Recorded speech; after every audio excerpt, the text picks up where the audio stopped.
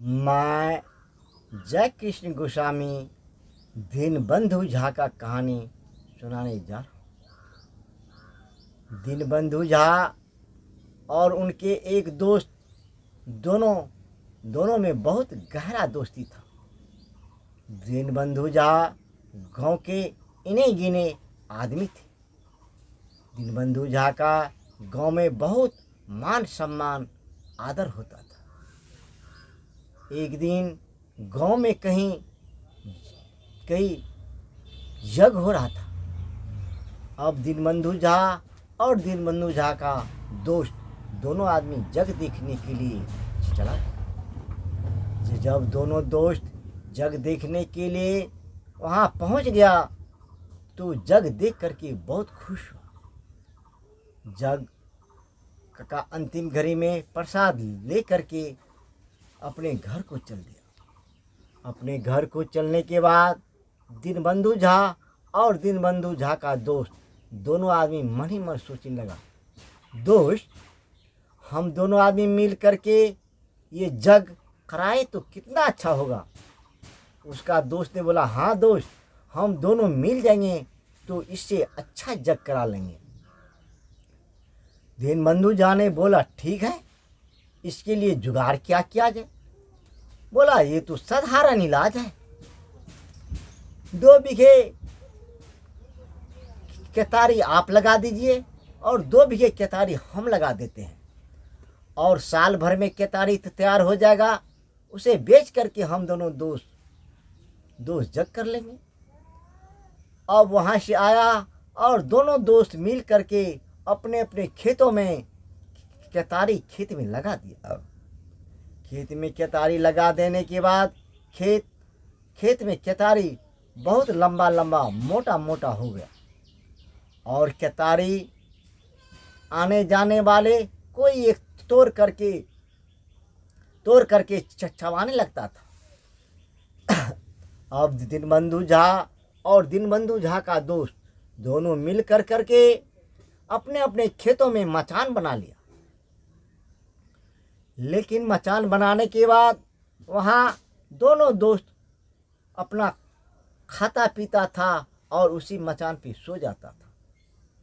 दीनबंधु झा गांजा बहुत पीता था तो बार बार माचिस कहाँ से लाता।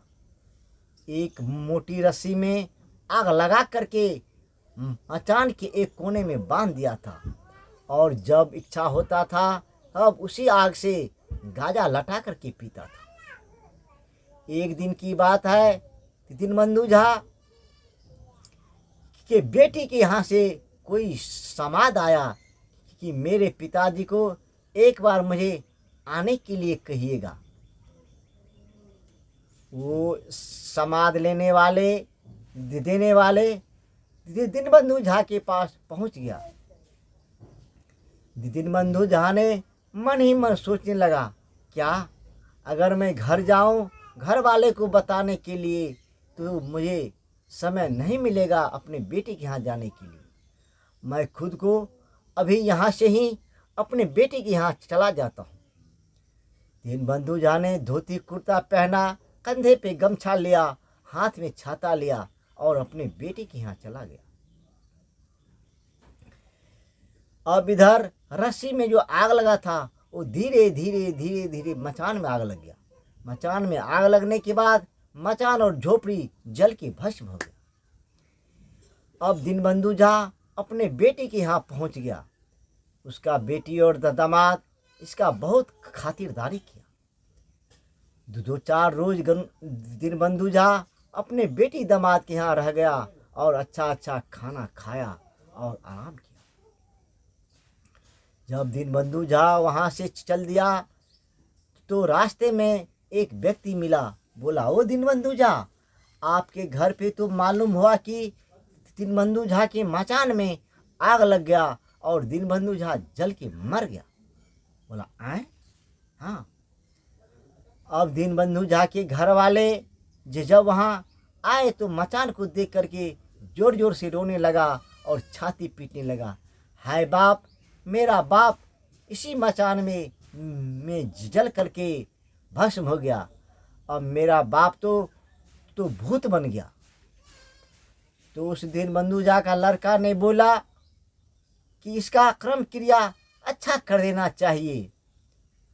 बस इतने में ही दीनबंधु झा का बेटा गले में उतरी फाड़ के ले लिया और एक सफ़ेद कपड़ा पहन लिया, हाथ में एक हरा लाठी ले लिया और दीनबंधु झा का कर्म क्रिया का समाधान करने लगा। अब इसका बेटा इधर कर्म क्रिया करने का प्रतिबंध कर रहा है और भोज का प्रतिबंध कर रहा है, और उधर से दीनबंधु झा आ रहा है।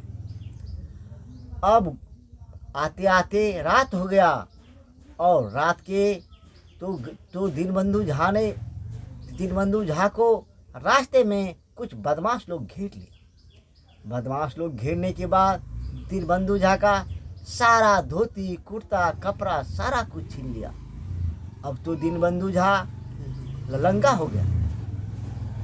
तो दीनबंधु झा ने सोचा मैं लंगे कैसे घर पे जाऊंगा, सो नहीं वो मैं इसी केतारी खेत में आई रह जाता हूँ और सुबह गांव का कोई व्यक्ति मिलेगा तो मैं उसे बोलूँगा जाओ मेरे घर से कपड़ा ला दो, मैं पहन करके अपने घर जाऊँगा।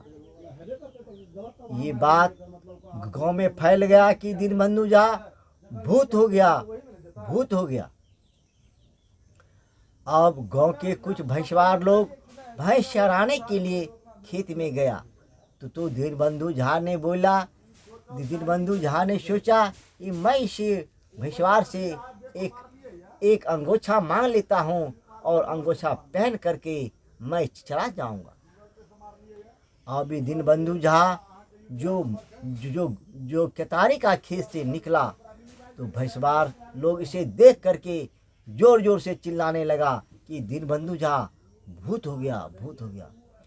कुछ भागने लगा, कुछ भाग करके कुछ दूर चला गया, कुछ भैंस पर से गिर करके अपना प्राण छोड़ दिया। अब गांव में हल्ला हो गया कि दीनबंधु झा लोग को पकड़ करके रगड़ के मार देता है। अब उनके बेटा ने सोचा कि उसका अच्छा कर्म क्रिया कर देना चाहिए। पंडित को बुला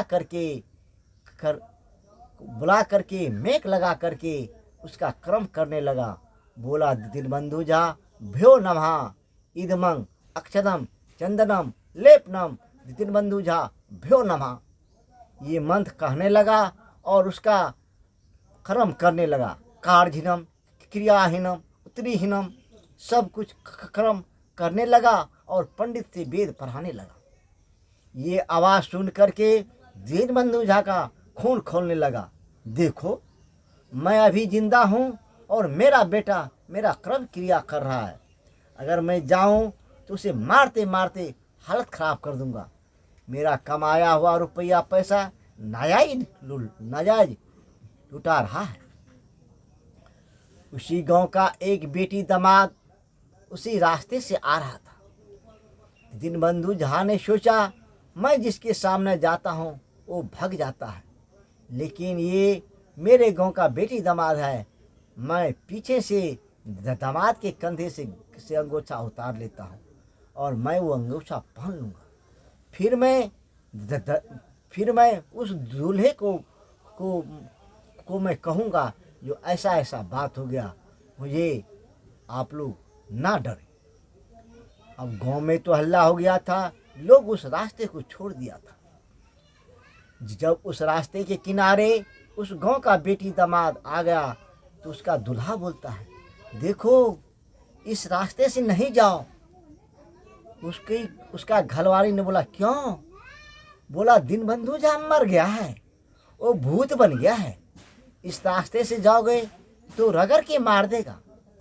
उसका घरवाली ने बोला ये स्वामी जी मैं इस गांव का बेटी हूँ, बेटी पूरे समाज का होता है, मुझे दीनबंधु चाचा कुछ नहीं कहेगा, आप इसी रास्ते से चलिए। आपको डर होता है तो आगे आगे मैं चलता हूँ और पीछे पीछे आप चलिए। पहले रगड़ के मारेगा तो मुझे मारेगा तो आप भाग जाइएगा। अब आगे आगे उस गांव की बेटी और पीछे पीछे उस गांव का दूल्हा जा रहा था। दीनबंधु झा ने पीछे से आकर के दूल्हे के कंधे से तौलिया जैसे ही उतारा, इतने में उसका नज़र पड़ गया दीनबंधु झा पे। अब दोनों पति पत्नी मुंह रगड़ते रगड़ते मर गए, लेकिन उसे एक तौलिया तो हो गया। अब दोनों जब मर गया तो गांव में सोहरा मच गया कि गनू झा फलाने आदमी का बेटी दामाद आ रहा था, दोनों को मुंह रगड़ करके मार दिया। और मारने के बाद कहाँ चला गया इसका कोई ठिकाना नहीं। अब वो बेटी दामाद वाले जोर जोर से फूट फूट के रोने लगा। बोला, ओ भाई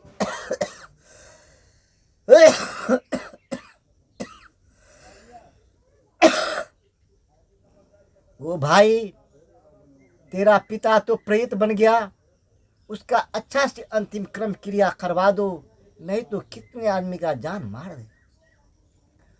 अब उस रास्ते से आने जाने वाले रास्ते बंद कर दिया। अब इस मृत्यु का समाचार कुछ लोग मिल करके थाने में दे आया, और थाने से 1 दर्जन पुलिस आ करके इसका इंक्वायरी करने लगी। तो जहाँ दीनबंधु झा का मचान में आग लगा था, तो एक सखुए का खूंटा रखा हुआ था, जला हुआ था, उसमें घोड़े को बांध दिया और इधर उधर घूमने लगा। कुछ सिपाही ने अपने घोड़े को खुट्टी में ठोक दिया और घोड़े को बांध दिया। अब दीनबंधु झा ने सोचा, लोग तो हमें देख करके भाग जाते हैं, लेकिन पुलिस मुझे देख के तो नहीं भागेगा। मैं पुलिस से अपना सारा बयान कह के सुनाऊंगा और मुझे पुलिस गांव में ले जा करके छोड़ दे। अब दीनबंधु झा ने उस केतारी का खेत से जैसे निकला कि पुलिस का नज़र दीनबंधु झा पे पड़ गया। कुछ गांव के लोग बोला, भूत भूत, कि पुलिस ने फान करके घोड़े पे सवार हुआ और घोड़े को पेट में लात मारा, लेकिन घोड़ा तो सखुए के खंभे में बंधा हुआ था। जैसे घोड़ा ने जोर से झटका मारा, यो सखुए का खूंटा टूट करके पुलिस के सर में चोट लग गया। पुलिस वहीं पुलिस का मृत्यु हो गया। अब तो पुलिस लोग उसे मरा हुआ देख करके और भागने लगा, लेकिन घोड़े का खुट्टी में जो घोड़ा बंधा हुआ था उस पे पुलिस लोग बैठ करके भागने लगा। तो खुट्टी घोड़े के दोनों पैर के पीछे में पड़ गया, और घोड़ा जब दौड़ता था तो खुट्टी उलट उलट करके पुलिस की पीठ पे लगता था। पुलिस बेचारे और घोड़े को जोर से दौड़ाता था, और खुट्टी की चोट से पुलिस कुछ दूर जाते जाते बेहोश होकर के गिर गया। और थाने से और पुलिस आया, इन्हें बेहोश देख करके उठा करके हॉस्पिटल में भर्ती किया, और वहाँ फिर से इंक्वायरी करने आया। जिसके सर में सखुए खूंटे का चोट लगा हुआ था, उसे भी उठा करके ले गया। डॉक्टर ने बोला, नहीं, इसे कुछ नहीं हुआ है, इसे चोट लगने से इसका मौत हो गया है। अब लोग दिमाग लगाने लगा, जो ये घोड़े का खुट्टी से सिपाही लोग को चोट लगा, जो ये लोग बेहोश हो गया। अब वहाँ सारे लोग गांव छोड़ करके भाग गया। इतने में दीनबंधु झा का बहन और बहनोई दोनों आ गया। आने के बाद सारे लोग गांव में भोज खाने के लिए बैठा। तो दीनबंधु झा ने सोचा, पुलिस भाग गया, लोग रास्ता छोड़ दिया, लेकिन अभी तो भोज खा रहा है, यहाँ जा कर के मैं लोग से बोलता हूँ, ये मेरा दुख दूर कर दे। गनू झा ने 2 गन्ना तोड़ लिया और हाथ में गन्ना ले करके चल दिया। जैसे ही लोग भोज में एक बार सान करके अपने मुंह में देने का फैसला किया, इतने में दीनबंधु झा गया। सारे लोग पत्ते पर से उठ करके भेड़ बकरी की तरह भारा होकर के भाग गया। सारे रिश्तेदार भाग गया, लेकिन उसका बहन बहनोई नहीं भागा। बोला, देखता हूँ कैसा मेरा भाई हम लोगों को मार देता है। अब सारे लोग तो भाग गए। घर में तो दही, चूड़ा, चीनी, अनेक ढंग का मिठाई था। उसका बेटा पुतोह भी भागे। अब ये उसका बहन और बहनोई रहने लगा और भोज का अनेक ढंग का मिठाई खाने लगा। खाते खाते दोनों बहन बहनोई मोटा हो गया। जब 8 दिन हो गया खाए हुए, तब उधर से दीनबंधु जा आया। जो सब तो बस्ती से भाग ही गया, मेरा बहन बहनोई है। मैं से जाता हूँ और कहता हूँ। धीरे धीरे धीरे धीरे पैर दबा करके अपने बहन बहनोई के पास आया और खिड़की से बोलता है, ए बहन, मैं तेरा हाथ जोड़ता हूँ, मैं तेरा पाँव पड़ता हूँ। मैं नहीं मरा हूँ, मैं भूत नहीं बना हूँ, मैं प्रेत नहीं बना हूँ। मुझे एक अंगोछा दो, मैं पहन करके तेरे सामने आता हूँ। मैं तेरा सारा दुख कह करके सुनाता हूँ। इतने में हिम्मत बार करके दीनबंधु जाका बहनोई बाहर निकला और इसे लंगा देख करके एक अंगोछा दिया। अंगोछा पहन करके दीनबंधु झा घर आया। फिर दीनबंधु झा को धोती कुर्ता पहनाया तो दीनबंधु झा रोने लगा। बोला, ए जीजा, मुझे भरपेट तू खाना खिलाओ। बोला, अरे खाने की बात क्या है, घर में तो अनेक ढंग की मिठाई है, दही चूड़ा है, जो खाना हो तो खाओ। दीनबंधु झा भरपेट दही चूड़ा मिठाई खाया। कितने दिन का तो भूखा ही था। खाने के बाद बेचारे को नींद आ गया। नींद आने के बाद बेचारे ने सो गया। अब उसका बहन पड़ोस वाले गांव में जा कर के सारी बात सुनाया। गांव के लोग डर डर करके एक दो करके आया और दीनबंधु झा से मिला। दीनबंधु झा ने हाथ जोड़ करके बोला, मेरे साथ ऐसा घटना हुआ, मैं थोड़ी जला हूँ। मैं अपने बेटे के यहाँ गया था, मेरे मचान में आग लग गया, मुझे लोग भूत कहने लगा। बस सारे लोग दीनबंधु झा से गला मिल करके खुशी खुशी हंसने लगा और जो भोज का सामान बचा हुआ था सभी आदमी मिल करके खा लिया। और दीनबंधु झा का बहन और बहनोई खुशी खुशी से रहने लगा। दीनबंधु